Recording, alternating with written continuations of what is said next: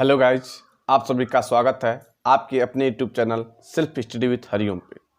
आज हम लोग गुलाम वंश के बारे में पढ़ेंगे और गुलाम वंश की जो स्थापना करता है कुतुबुद्दीन ऐबक करता है, कब करता है, कैसे करता है और इसके द्वारा क्या क्या योगदान है, चाहे स्थापत्य कला के क्षेत्र में हो, चाहे अपने शासन को व्यवस्थित करने में हो, उसे हम यहाँ पे पढ़ने का प्रयास करेंगे। और इसके बाद कुतुबुद्दीन ऐबक से बहुत सारे क्वेश्चन आप देखेंगे कि आपके एग्जाम में पूछते भी हैं, जैसे कुतुब मीनार हो गया, उसके बाद अजमेर में जो अराजन का झोपड़ा बना हुआ है उससे क्वेश्चन बनता है। और क्योंकि कुतुबुद्दीन ऐबक इसलिए इम्पॉर्टेंट है क्योंकि कुतुबुद्दीन ऐबक पहला ऐसा तुर्क शासक है जो भारत में अस्थायी शासन व्यवस्था की शुरुआत करता है।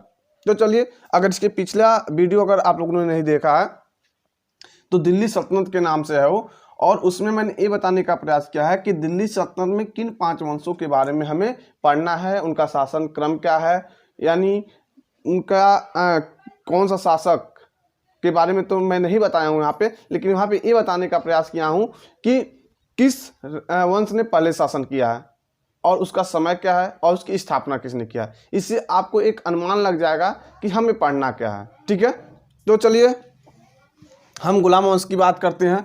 तो गुलाम वंश का समय आपको पता ही होगा, पिछले वीडियो में मैंने बताया था 1206 ईस्वी से लेकर 1290 ईस्वी का जो समय है ये गुलाम वंश का है। किसका है? गुलाम वंश का है। और गुलाम वंश की जो स्थापना किया है भारत में वो किसने किया है? कुतुबुद्दीन ऐबक ने किया है। और गुलाम होने के नाते, यानी मोहम्मद गोरी का ही गुलाम होने के नाते जो जिस वंश की स्थापना करता है उसे भी गुलाम वंश के नाम से जाना जाता है। लेकिन एक इतिहासकार हैं अजीज अहमद, एक इतिहासकार हैं अजीज अहमद, इन्होंने गुलाम वंश के शासकों को गुलाम वंश के शासक न करके उन्हें आरंभिक तुर्क कहा है। क्या कहा है? आरंभिक तुर्क कहा है। तो कभी कभी आपके एग्जाम अगर इतिहासकार का नाम लेकर बन जाए कि किस इतिहासकार ने गुलाम वंश के शासकों को आरंभिक तुर्क कहा है, तो आपका ऑप्शन होगा, यानी आंसर होगा अजीज अहमद। और एक इतिहासकार हैं हबीबुल्लाह, एक इतिहासकार हैं हबीबुल्लाह, इन्होंने गुलाम वंश को मामलुक वंश के नाम से भी जाना है। किस नाम से जाना है? मामलुक वंश के नाम से भी जाना है।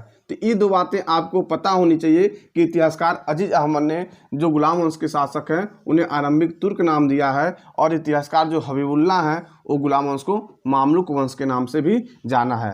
तो इस बात को आप जरूर नोट डाउन कर लीजिएगा, क्योंकि अगर यहाँ से क्वेश्चन बन जाए तो बहुत सारे लोगों का गलती हो जाएगा।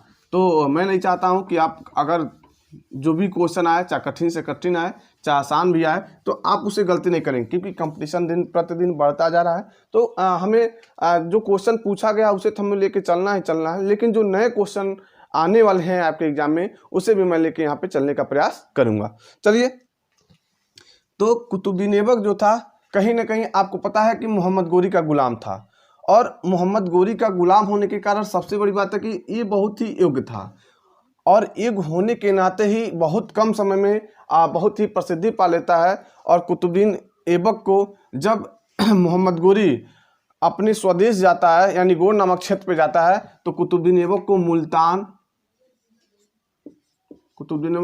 मुल्तान, लाहौर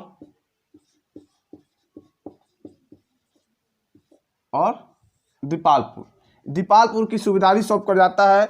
और सौंप के जाने के बाद अब कुतुबुद्दीन ऐबक के सामने समस्याएं ये रहती है कि किस प्रकार से वो अपनी शासन व्यवस्था को संभाले। तो कुतुबुद्दीन ऐबक ने दिल्ली को अपना राजधानी न बना करके सबसे पहले उसने राजधानी जो है लाहौर को बनाया था। और क्यों बनाया था? क्योंकि लाहौर की जनता जो थी कहीं ना कहीं कुतुबुद्दीन ऐबक को आमंत्रित भी किया था कि आकर यहाँ पे शासन व्यवस्था को संभाले। और लाहौर जो था उत्तर पश्चिमी क्षेत्र में, जो ये उत्तर पश्चिम का क्षेत्र है, यहीं पे लाहौर था। इसलिए इसने भारत पे अगर कोई बाहर से आता तो इस रास्ते ही भारत पे आता है, इसलिए इसने लाहौर को भी अपनी एक राजधानी बनाने का कहीं ना कहीं उसका एक उद्देश्य होता है, जिससे भारत पे कोई भी आसानी से एंट्री न कर पाए। क्योंकि कुतुबुद्दीन ऐबक के समकक्ष ही मोहम्मद गोरी के कई सारे गुलाम थे। जैसे आपने नाम सुना होगा नसीरुद्दीन कुबाचा का, आप सुने होंगे नाम ताजुद्दीन यलदौज का। तो इसके ही समक्ष 2-3 आपके गुलाम थे जिनका नाम मैं लिख भी दे रहा हूँ, जान भी लीजिए आप। ताजुद्दीन यलदौज और एक नाम था आपका नसरुद्दीन कुबाचा। क्या नाम था? नसरुद्दीन कुबाचा। जब मोहम्मद गोरी की मृत्यु 1206 ईस्वी में हो जाती है तो कुतुबुद्दीन ऐबक जो था, कहीं ना कहीं भारत के जो क्षेत्र थे, मुल्तान, लाहौर, दीपाल, जो ये क्षेत्र था, इस पे अपने को शासन व्यवस्था करने के लिए उचित समझा। लेकिन यही ताजुद्दीन यलदौज जो था वो गजनी में अपनी स्वतंत्रता स्थापित कर देता है।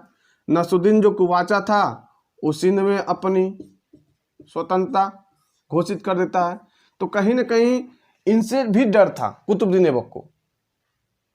तो इन समस्याओं से निपटने के लिए उसने क्या किया कि वैवाहिक संबंध का सहारा लिया। इनसे निपटने के लिए इन्होंने क्या किया? कुतुबुद्दीन ऐबक ने वैवाहिक संबंध का सहारा लिया और कुतुबुद्दीन ऐबक ने अपनी बहन का विवाह नसरुद्दीन कुबाचा से कर देता। कुतुबुद्दीन ऐबक क्या करता है कि समस्याएं, क्योंकि अभी कुतुबुद्दीन ऐबक के समक्ष ऐसा नहीं था कि वो बहुत ही योग्य शासक था और अपने साम्राज्य का विस्तार कर पाए, क्योंकि अभी उसे विरासत के रूप में इस क्षेत्र मिले थे। तो उस पर अपना नियंत्रण स्थापित कर लेना ही बहुत था उस समय तत्कालीन परिस्थितियों में। इसलिए उसने यहाँ पे युद्ध करना उचित नहीं समझा और वैवाहिक संबंध का सहारा लिया और नसरुद्दीन कुबाचा से अपनी बहन का विवाह कर देता है और ताजुद्दीन यलदौज की पुत्री से खुद अपनी शादी कर लेता है। इससे कहीं ना कहीं एक संबंध बनता है। कुछ समय के लिए जो युद्ध की स्थिति बनी हुई थी वहाँ पे रुक जाता है। बाद में ताजुद्दीन यलदौज पंजाब तक पहुँचता है, वो बात की कहानी है, मैं आपको बताऊंगा। लेकिन फिर इसके बाद एक और विवाह करता है। कुतुबुद्दीन ऐबक ने अपनी पुत्री का विवाह इल्तुतमिश से कर देता है। किसे कर देता है? इल्तुतमिश से कर देता है। ये भी एक क्या था? गुलाम ही था।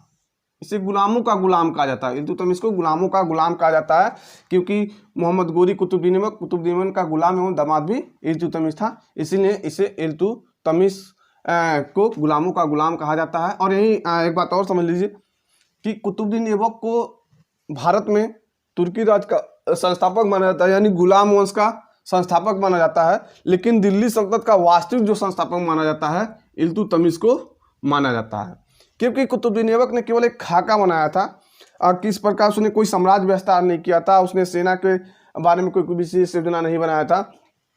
उस काम को पूरा करने का काम इल्तुतमिश के द्वारा किया जाता है। साम्राज्य विस्तार का भी काम किया जाता है, सैनिक के बारे में भी कोई विशेष व्यवस्था बात की जाती है, चालीसा दल का गठन भी करता है, आगे हम पढ़ाएंगे। तो इसलिए इसने कुछ विशेष काम किया, इसीलिए कुतुबुद्दीन ऐबक को केवल दिल्ली सल्तनत का संस्थापक माना जाता है और जबकि इल्तुतमिश को दिल्ली सल्तनत का वास्तविक संस्थापक माना जाता है। ठीक है, चलिए हम आगे चलते हैं। यहाँ तक मैं समझता हूँ कि आपका कॉन्सेप्ट क्लियर हो चुका होगा कि जब मोहम्मद गोरी की मृत्यु हुई तो उसके दासों में क्या क्या परिस्थितियाँ बनी हुई थी और किस प्रकार से वे वैवाहिक संबंध स्थापित करके उस पर नियंत्रण पा लेता है। तो चलिए अब हम जानते हैं कुतुबुद्दीन ऐबक के बचपन के बारे में, थोड़ा सा उसके बारे में हम जान लेते हैं। आपको पता है कि कुतुबुद्दीन ऐबक जो था बचपन में ही उसे बाजार में बेच दिया जाता था और वहां से एक निशापुर के काजी थे, निशापुर के काजी, यानी निशापुर बाजार से ही काजी फखरुद्दीन अली, डॉक्टर काजी फखरुद्दीन अली कुकी भी नाम मिलता है। इन्होंने वहां से निशापुर के बाजार से, जो ईरान में है, वहां से कुतुबुद्दीन ऐबक को क्या किया था? खरीदा था। और खरीदने के बाद उसकी शिक्षा दीक्षा वे देते हैं। और जो एक काजी थे एक प्रकार से उसकी योग्यता से उसी समय प्रभावित थे कि आगे चल के बहुत ही बड़ा कुछ ना कुछ इसके अंदर ऐसी योग्यता है जो कुछ विशेष होगा।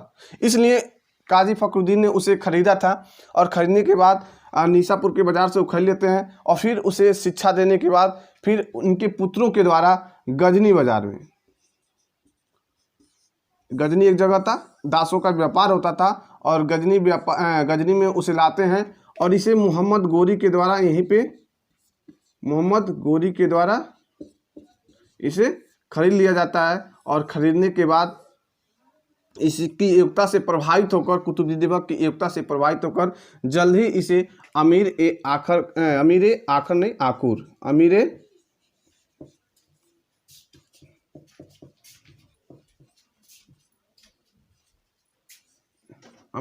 आखुर का पद दे देते हैं। इस प्रकार उसने अपनी एकता से अमीर आखुर का पद प्राप्त कर लेता है और गोरी की नज़र में उसका कहीं न कहीं स्थान महत्वपूर्ण हो जाता है। इसीलिए जब मोहम्मद गोरी अपने गजनी में विद्रोह हुआ रहता है और वहाँ पे वो अपने स्वदेश जाता है, इसीलिए मुल्तान, लाहौर और दीपालपुर की सूबेदारी इसे विशेष रूप से देके गया था। और भारत में अस्थायी शासन की शुरुआत पहली बार किसी ने किया है तो कुतुबुद्दीन ऐबक ने किया है। और वहाँ की लाहौर की जो जनता थी इसे आमंत्रित किया था कि आके अपना यहाँ पे शासन व्यवस्था को संभाले। इसलिए इसने अपना राज्याभिषेक जो किया था लाहौर में ही किया था। इसलिए ये अपना राज्याभिषेक कहाँ किया था? लाहौर में किया था। और कब किया था? 24 जून, कहीं कहीं 25 जून में मिलेगा, घबराने की जरूरत नहीं है। 24 जून 1206 ईस्वी में इसका लाहौर में कुतुबुद्दीन ऐबक का राज्याभिषेक हो जाता है। ठीक है, यहाँ तक हमें लगता है कि आपका कॉन्सेप्ट क्लियर हो गया होगा। अगर कोई भी दिक्कत हो तो आप कमेंट करके पूछ सकते हैं, उसका आंसर जरूर दिया जाएगा। तो यहाँ तक तो आपको पता चल गया कि गोरी की राजधानी कहाँ थी। राजधानी लाहौर ही बनाए रखा, उसने कभी भी दिल्ली को राजधानी नहीं बनाया। दिल्ली को जो